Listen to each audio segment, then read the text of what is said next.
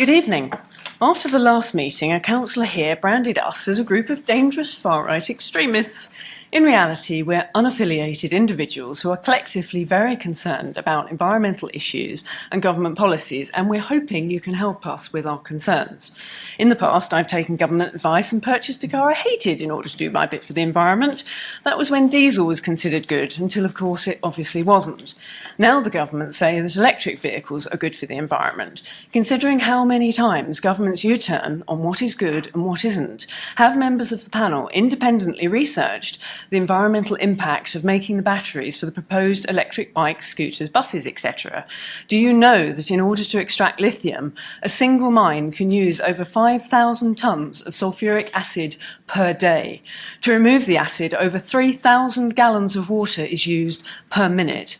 Every year, that single mine produces over 350 million cubic yards of permanent waste laced with sulfuric acid and radioactive uranium. That information was provided by the US Bureau of Land Management about a mine in Nevada, and they anticipate what's left of the water supply in the area Indigenous people rely on could be contaminated for an estimated 300 years. Cobalt is also required for rechargeable batteries. In the last meeting, Councillor Moore asked about ensuring the Council use ethically produced batteries. Your professional standards require you to adhere to ethical principles, so have you researched this further? Are you aware that unfortunately it isn't possible because 70% of cobalt is mined using child labour, which is mixed in the factories with the 30% that isn't? Professor Kara from Harvard University, a slavery researcher who visited these supposedly audited eco-mines in the Congo, where children work and die in unimaginably awful conditions, says, there is no clean cobalt. There is not a single company on planet Earth that makes a device that has a rechargeable battery in it that can reliably and justifiably claim that their cobalt isn't coming from sources like that. Do not support this corporate greed and exploitation, especially when there are good green alternatives to EVs.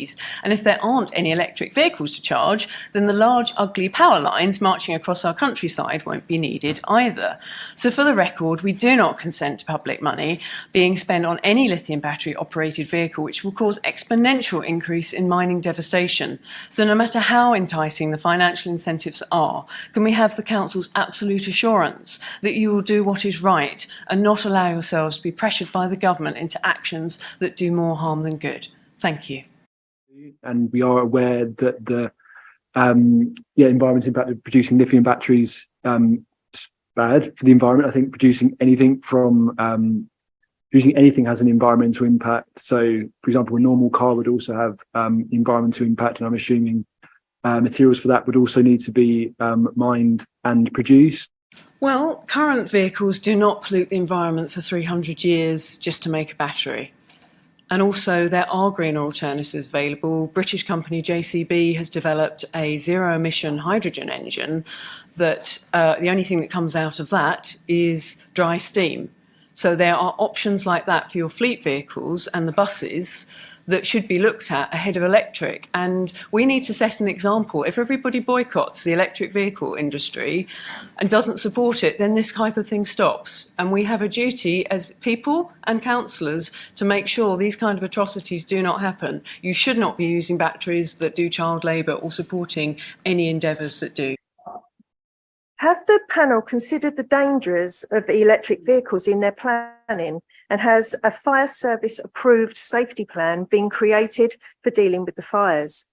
A Freedom of Information request shows that in London in the last 5 years, there have been over 500 fires caused by the batteries in electric vehicles. Over 200 of the fires were cars, over 100 electric bikes, over 60 scooters, 19 buses and 10 HGV fires. The following information comes from a fire expert who holds a senior position in the fire service, training fire crews nationally and abroad. The fire service require the burnt out vehicles to stay at the fire site for 24 hours due to the fact that they can reignite and explode. But if it's inside, the whole building has to be shut off for 48 hours. Sometimes a hole has been dug, filled with water, and the car or scooter has been pushed into it until it goes out. We have got enough issues with potholes, let alone car-sized ones. Is there a plan in place if there's a fire at an electric charging station or multi-storey car park, and how long these would need to be shut for, bearing in mind the number of electric vehicles that could ignite if one catches fire? Who would be responsible for the shutdown of the area, and would the council compensate any businesses that have to close for 24 or 48 hours? If an electric refuse lorry caught fire on a housing estate, have evacuation processes been put into place to get people away from the toxic fumes? Is the panel aware that whilst it's the fire service's responsibility for the polluted water runoff, they admit they're not able to secure the toxic water waste? So would the council take this responsibility? It can take 30,000 litres of water to put out an electric car fire. Do your current safety measures meet the latest fire service fire hazard guidelines? If not, we request that you draw up safety plans with the fire service for the existing electric scooters and fleet vehicles, and immediately remove the scooters until a fire service approved safety plan is in place and public safety can be guaranteed. As councillors and council officers, you have a duty of care to the public. The fire hazards of electric bikes and cars, etc., are well documented, which means any officer that recommends electric vehicles and councillors that authorise their use on the public could be held personally liable. As they have violated their duty of care, and indemnity insurance is unlikely to cover this.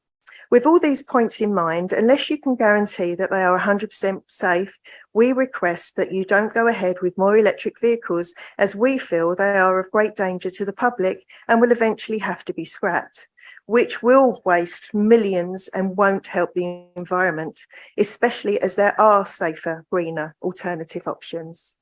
Thank you.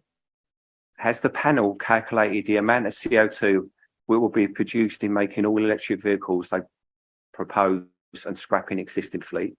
And also, can the panel provide the data they use to calculate how many cars would it need to be off the road and using cycle lanes to make a noticeable difference to air quality in Colchester? With regards to the bike lanes and electric bike scheme, we request that the council do a full consultation with the public. Asking only 800 people when they're out for a day is not a proper consultation. Colchester has nearly 200,000 people in the area. Asking less than 1% is not democratic. Especially considering the cost of living crisis, people should be fully informed via newspapers and websites. You need to find out ahead of spending millions building cycle lanes if they are wanted and will be used.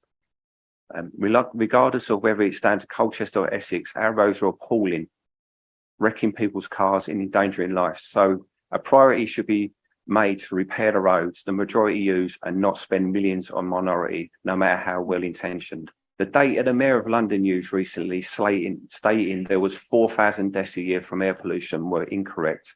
When a member of the public did a Freedom of Information request to the Office of National Statistics, it turned out to be just one death in the last 20 years, which was a child with a rare form of asthma and couldn't be exclusively put down to the traffic pollution.